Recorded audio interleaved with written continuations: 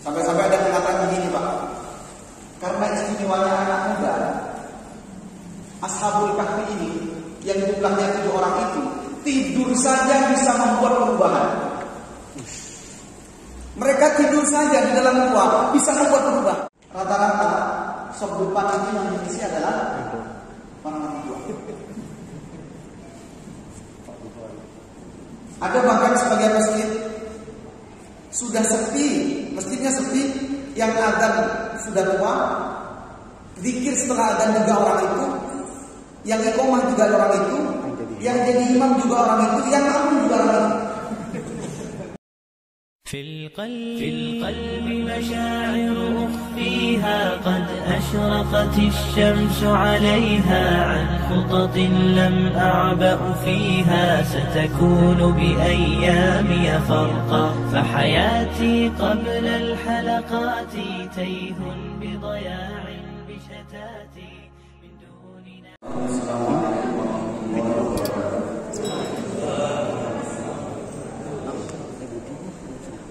Alhamdulillahirabbil alamin wa bihi nasta'inu ala umuri dunya wa din wassalatu wassalamu ala asyrafil anbiya'i wal mursalin nabiyina Muhammadin sallallahu alaihi wasallam wa ala alihi wa sahbihi ajma'in amma ba'du.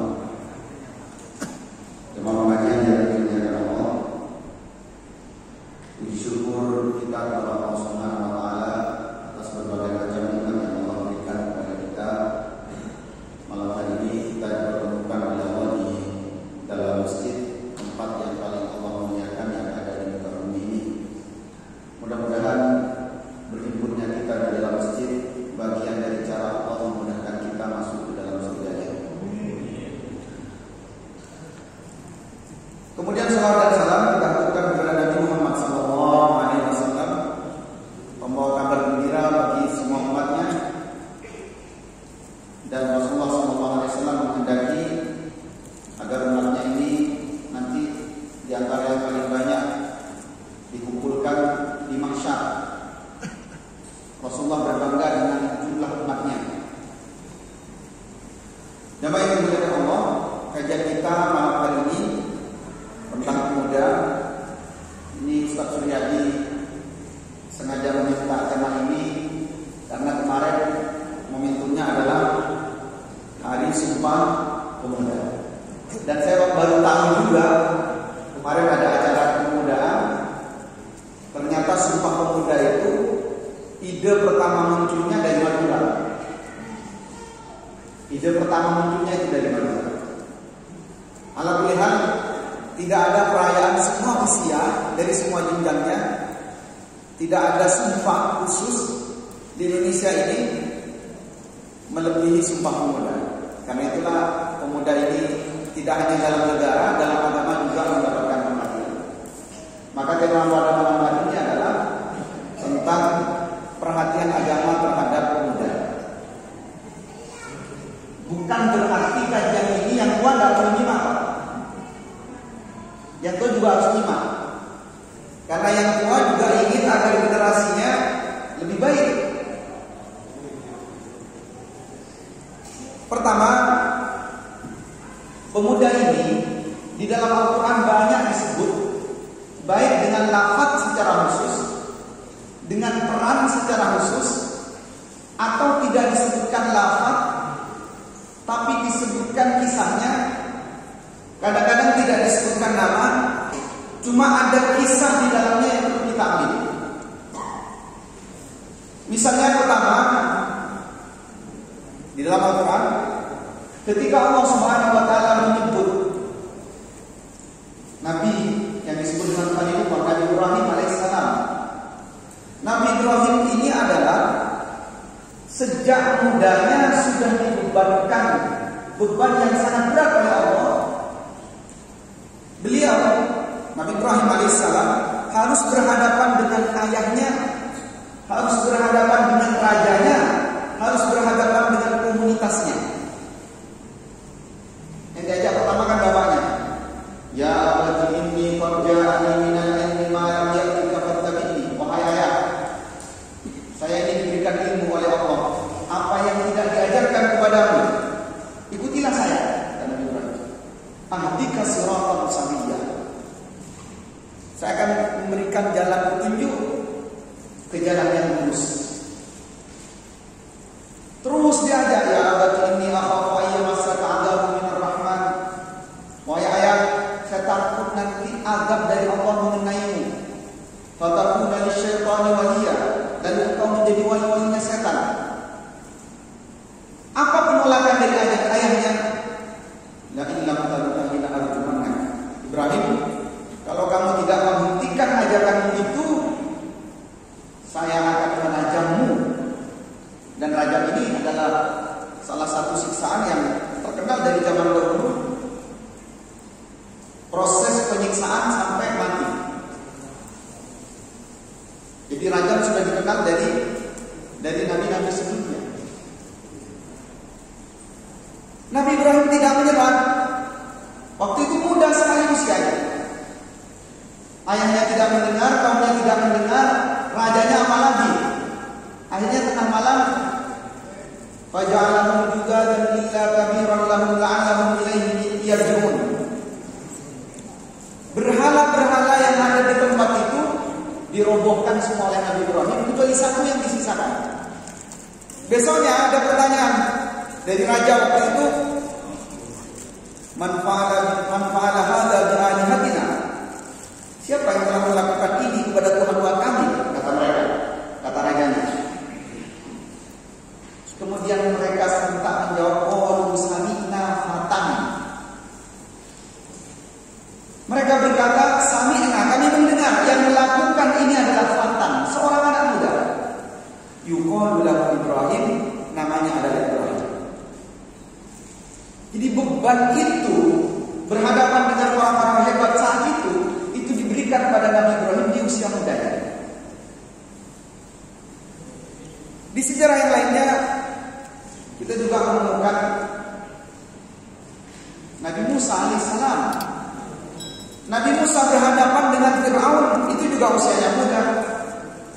Nabi Yusuf di dalam Al-Quran disebut dengan ahsanul qasas. Nahnu naqussu 'alaika ahsanal qasas. Kami kisahkan kepada Muhammad sebaik-baik kisah. Sebaik-baik kisah. Apa kisah yang kemudian menjadi percontohan bagi anak muda? Yusuf diajak oleh seorang perempuan, istrinya menteri, cantiknya luar biasa, di kamar hanya berduaan. Apa yang dikatakan oleh Yusuf? Qala ma'allah, aku berlindung kepada Allah. Semoga Allah menjauhkan dari perbuatannya. Nabi Yusuf muda, sehingga kemudian namanya diabadikan dalam Al-Quran menjadi nama surat, menjadi kisah terbaik. Begitu juga ada 7 orang pemuda. 7 orang pemuda, Pak. 7 orang ini beriman pada Allah, bertentangan dengan rajanya, bertentangan dengan komunitasnya. Hari ini kita baca suratnya, mungkin tadi malam kita baca, yaitu kisah Ashabul, ketujuhnya pemuda, sampai Allah menyebutkan, nahnu naqussu 'alaika naba'ahum bil haqq. Wahai Muhammad, wahai Rasul, kami kisahkan kepadamu kisah mereka, kisah yang benar-benar terjadi. Bahkan ada beberapa klaim di wilayah Arab, ada yang mengatakan di Turki, ada yang mengatakan di Yordania.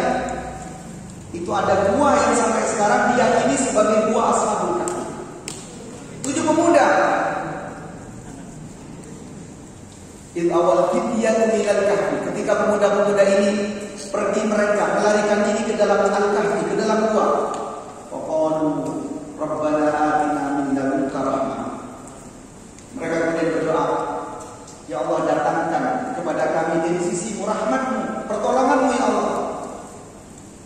Pemuda. Allah juga sebutkan dengan kata-kata innahum fityatun amanu bi rabbihim wa zidnahum huda.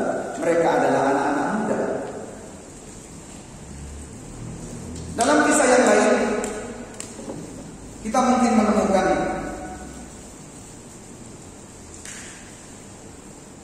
kisah di dalam surat Al-Baqarah, yaitu Talut.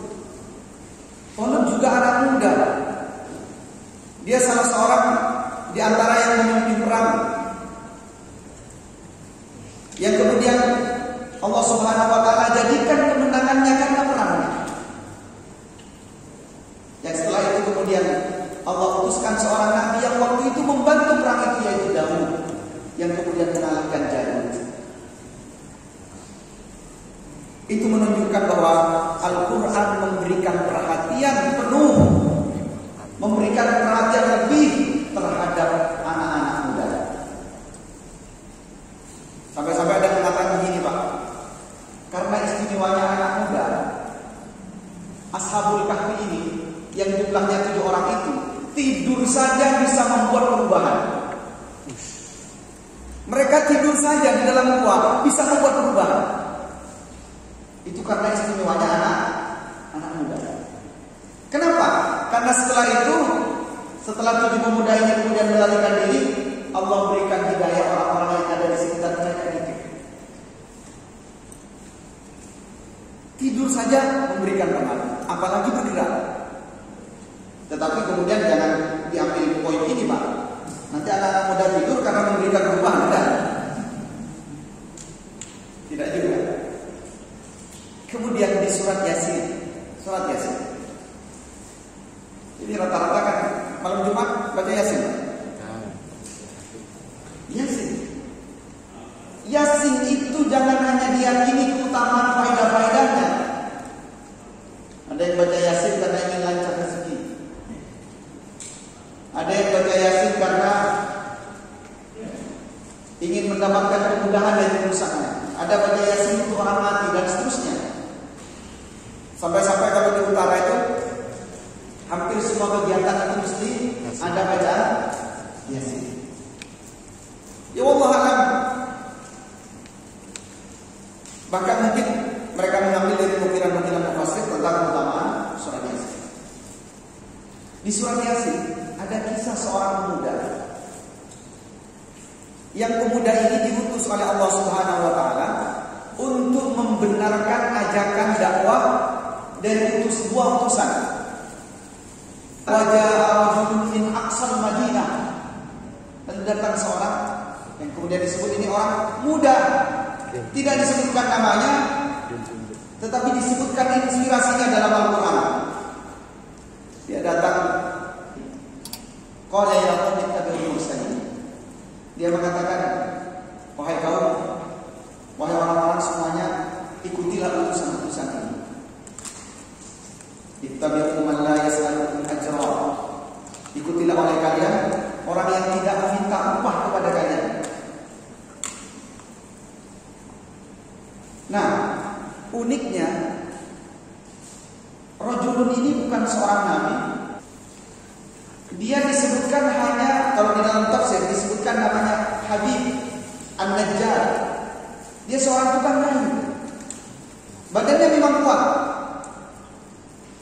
Sehingga isyarat Al-Quran wajah min aqsal madinati rajulun yas'a. Dia tergesa-gesa, bercepat-cepat berjalan.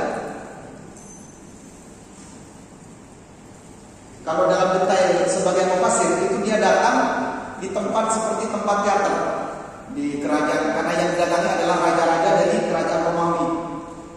Kemudian didatangi, semuanya diajak beriman pada utusan ini. A'attakhidhu min dunihi alihatan yuridunir rahmanu bidurrin la tughni anni syafa'atun syai'a. Apakah pantas bagiku menyembah kepada Tuhan selain Allah, yang apabila Allah memberikan kemudaratan kepadaku, tidak akan ada satupun yang bisa menyelamatkanku, termasuk Tuhan-Tuhan itu. Di Romawi itu Tuhannya dibuat simbol. Ada Tuhan-Tuhan yang kemudian digambarkan, yang diimani oleh mereka. Ada Tuhan yang mengatur urusan langit, ada Tuhan yang mengatur bencana, ada Tuhan yang mengatur hujan dan seterusnya. Nah, ditunjuk oleh rajul ini, oleh anak muda ini. Kemudian orang-orang marah semuanya, khawatir sampai sebagian yang lainnya itu percaya. Lalu si orang ini, anak muda ini, diinjak dadanya sampai remuk. Sampai remuk dadanya. Kemudian yang meninggal, sebelum dia meninggal mengatakan bahwa inni amantu bi rabbikum saya ini beriman kepada Tuhan kalian, kepada Tuhan para utusan, fasma'u maka dengarkan semuanya. Setelah meninggal, uniknya anak muda ini, biasanya Pak, kalau dari banyak penuturan hadis tentang orang-orang yang masuk surga, orang ketika dalam surga itu tidak memikirkan apapun tentang kehidupan sebelumnya. Bahkan kalau orang masuk surga, baru sekejap saja masuk, ditanya kepadanya, pernahkah merasakan penderitaan di dunia? Dia akan mengatakan tidak. Bahkan seandainya seumur hidup seseorang itu menderita di dunia, masuk sekejap saja ke surga, hilang penderitaan itu semua. Kita kadang-kadang tidak sampai ke surga, Pak. Kadang-kadang sukses sedikit sudah lupa. Gimana waktu miskin dulu? Ma'ana saya pernah miskin. Nah, dia ketika dalam surga itu kemudian berangan-angan, ya laita qaumi ya'lamun, ya laita qaumi ya'lamun. Kemudian Allah mengatakan, masukkan orang ini, masukkan ke dalam surga. Qila dukhulil jannah, masuklah dikatakan kepada orang ini, masuklah ke dalam surga. Lalu apa yang dikatakan?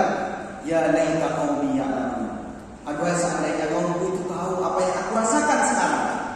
Jadi sudah di surga, dia membayangkan seandainya kaumnya tahu bahwa nikmatnya orang beriman ketika di surga. Bima ghafarani rabbi, karena Allah telah mengampuni dosa-dosaku. Wa ja'alani minal mukramin, dan Allah menjadikanku dari bagian orang-orang yang dimuliakan. Jadi sampai surga masih bayangkan. Dia adalah seorang pemuda yang kemudian menjadi ahli surga. Begitu juga kalau kita baca sejarah, bagaimana Rasulullah SAW di awal-awal beliau diangkat menjadi nabi. Salah satu bagian yang direkrut oleh Rasulullah SAW dan menjadi bagian terpenting target Rasulullah dalam berdakwah adalah anak muda. Karena itulah kita menyaksikan Ali bin Abi Thalib 8 tahun sudah masuk Islam. Ada Mus'ab bin Umair 12 tahun masuk Islam. Ada Talha, ada Zubair bin Awwam. Jadi yang termasuk ashabi al-awwalun tidak hanya dari kalangan sepuh Abu Bakar As-Siddiq, kalangan perempuan kemudian yang disebutkan istri Nabi tercinta yaitu Khadijah, tetapi ada juga dari kalangan anak muda. Sehingga yang kemudian anak-anak muda ini di kemudian hari di antara yang menentukan dakwah Rasulullah SAW, bahkan di antara suksesnya perang-perang yang dilalui oleh Rasulullah itu disebabkan oleh anak muda. Karena itulah kalau kita menyaksikan salah seorang di antara yang diandalkan oleh Rasulullah SAW setiap permulaan perang, setiap kali mau ada perang, dulu budayanya begini. Sebelum perang dimulai, maka ada 2 perwakilan sama-sama mengutus perwakilan untuk bertempur dulu, bertarung 1 lawan 1. Yang paling sering menjadi wakil kaum mukminin saat itu yaitu Ali bin Abi Thalib, dan usianya masih belasan tahun, masih sangat muda. Itu menunjukkan bahwa peran pemuda sejak awal Islam itu sudah benar-benar nampak. Makanya tidak heran ketika Rasulullah SAW memuji orang-orang tua yang rajin ibadah. Aku mencintai orang-orang tua yang rajin ibadah, kata Rasulullah. Tetapi aku lebih cinta jika aku melihat anak-anak muda yang rajin ibadah. Jangan tersinggung. Sama-sama disebutkan. Kenapa? Karena fitrahnya anak muda dengan kelebihan yang ada dalam dirinya, potensi bermaksiatnya lebih besar, fisiknya masih kuat, syahwatnya sedang tinggi-tingginya, kemudian dia taat kepada Allah Subhanahu wa taala. Kalau yang tua-tua ini kan banyak pelarian. Benar Pak? Kenapa bertanya istighfar? Capek Ustaz. Jadi alasannya capek, ini istirahat di masjid. Ada sebagiannya lagi, saya tidak tahu menata masa depan Ustaz. Terlalu banyak masalah dosa yang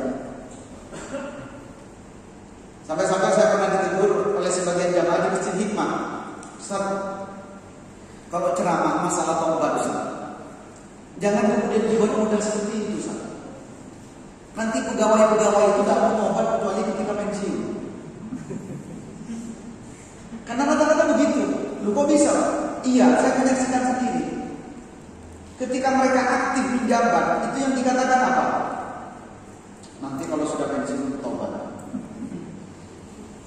Kenapa? Karena banyak mubalik katanya yang meringankan. Memang Allah Ghafurur Rahim. Gimana lagi Pak? Ada orang yang selama hidupnya sudah membunuh 100 orang.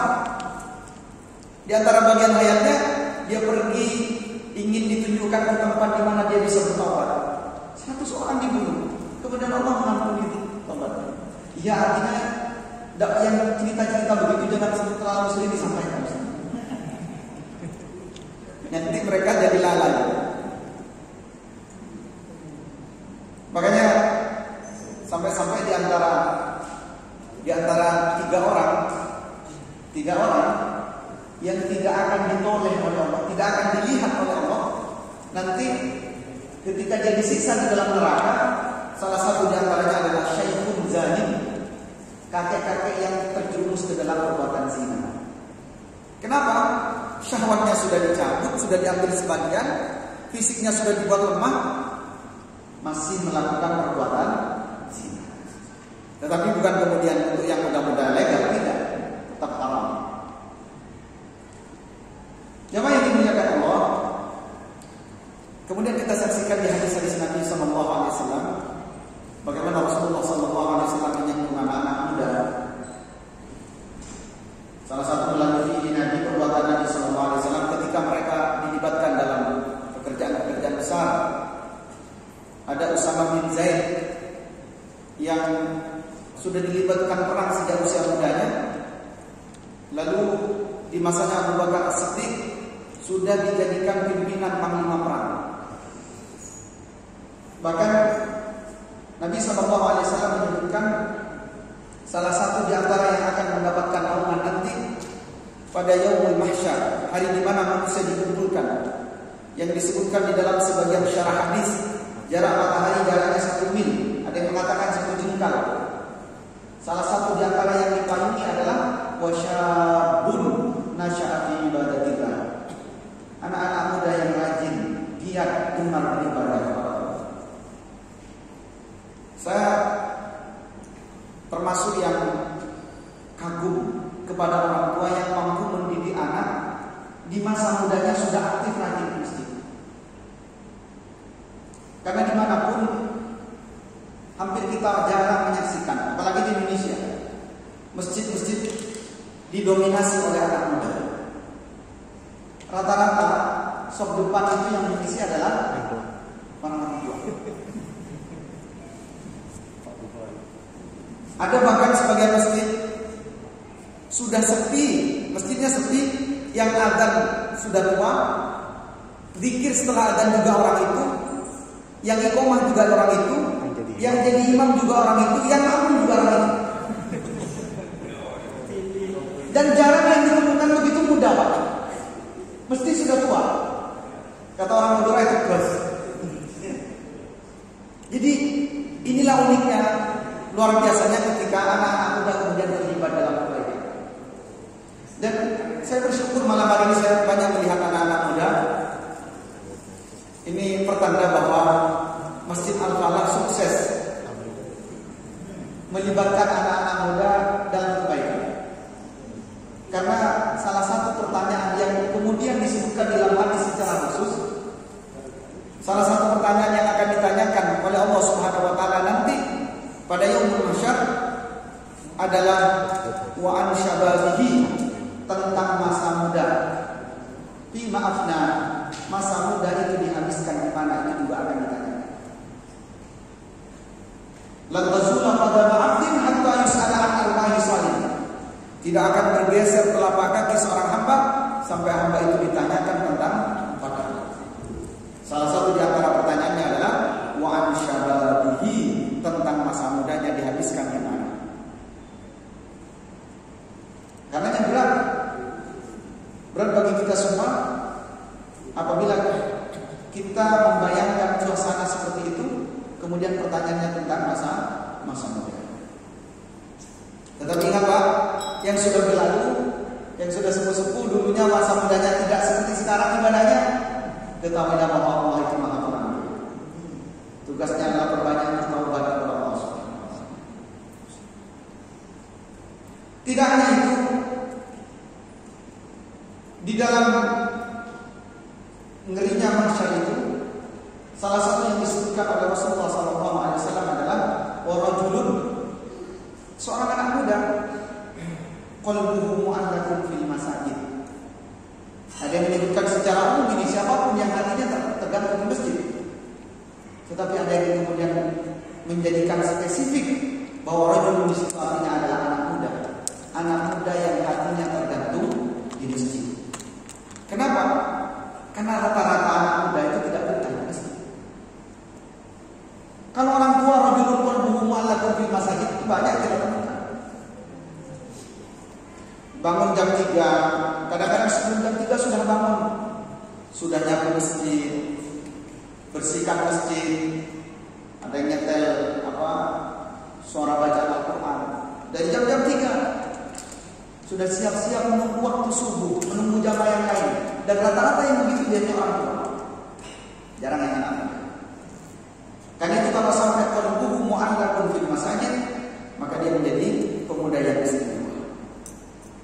Kemudian di antara yang disebutkan adalah seorang laki-laki yang zakarullah. Dia mengingat dosa-dosanya kemudian mengingat Allah. Fafadat aina, lalu kemudian air matanya menetes. Ini mungkin bagi yang sepuh-sepuh membayangkan masa muda dulu seperti apa. Kemudian dosa-dosa itu kemudian dibayangkan, lalu ingat takut kepada Allah dan menetes. Itu termasuk orang yang nanti akan mendapatkan amal. Tapi istimewa bagi anak muda yang apabila masih mudanya sudah ingat kesalahan-kesalahan yang dilakukan, fafadatkan kemudian menetes. Jemaah yang dimuliakan Allah, itu yang kemudian ditunjukkan di dalam Al-Quran dan ditunjukkan di sebagian hadis Nabi SAW. Karenanya tidak perlu ditanyakan lagi bagaimana perhatian Islam terhadap pemuda. Al-Quran memberikan perhatian khusus. Rasulullah SAW juga demikian memberikan perhatian khusus terhadap anak-anak muda. Dan di sebagian sejarah kita menyaksikan bagaimana khalifah-khalifah itu di antara yang sukses memimpin negaranya yang disebut sebagai masa kejayaan Islam, salah satu di antara mereka, bahkan tidak sedikit dari mereka yang di antaranya pemimpinnya adalah anak-anak muda. Pada masa Khulafaur Rasyidun, kita mengenal Ali bin Abi Thalib. Ali bin Abi Thalib ini sebagaimana yang diceritakan tadi, beliau ini pemuda yang komplit. Kalau mau belajar tentang bagaimana sempurnanya seseorang, meskipun tidak ada manusia yang sempurna, belajarlah kepada Ali bin Abi Thalib. Beliau cerdas luar biasa, ibadahnya luar biasa, kemampuan fisiknya juga luar biasa. Sehingga salah satu gelarnya yang terkenal adalah Babu Madinatul Ilm. Beliau adalah pintu di antara pintu ilmu. Artinya jika ada kota itu disebut dengan kota ilmu, maka pintunya melalui Ali bin Abi Thalib. Karena itulah ketika beliau memimpin menjadi khalifah,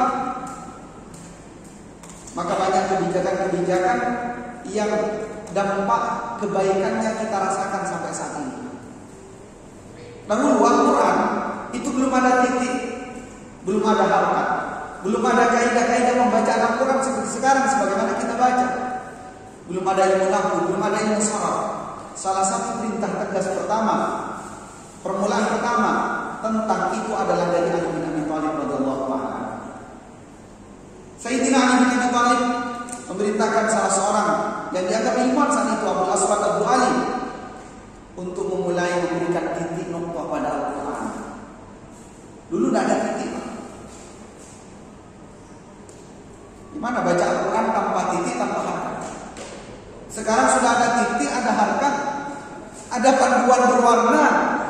Masih banyak yang salah baca. Tapi tidak apa-apa, kan yang penting semangatnya. Ada tahsin di mana-mana. Jadi salah satu kebijakan yang kemudian diperintahkan oleh Ali bin Abi Thalib adalah mulai membuat kemudahan-kemudahan, terobosan-terobosan agar orang-orang setelahnya kemudian diberikan kemudahan untuk paham Al-Quran. Kodifikasi hadis, salah satu peran terbesarnya adalah perintah dari Ali bin Abi Thalib, meskipun telah didahului oleh Umar bin Khattab.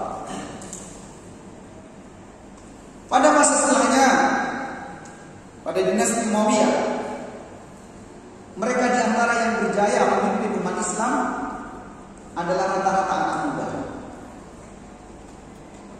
Ada putra dari khalifah pertama yang kemudian menjadi khalifah kedua, Yazid bin Muawiyah. Meskipun banyak kebijakan-kebijakan yang kontroversi, ada beberapa orang yang tidak sepakat dengan kebijakan beliau, tapi Yazid bin Muawiyah salah satu panglima perang muda yang dianggap sukses setiap kali menaklukkan wilayah, memperluas wilayah kekuasaan Islam. Bahkan dia orang yang pertama dikirim untuk menaklukkan Konstantinopel, yang kemudian gagal waktu itu. Tetapi titik pertama ketika Konstantinopel hendak ditaklukkan, panglima pertama yang dikirim adalah Yazid bin Muawiyah. Usianya masih sangat muda.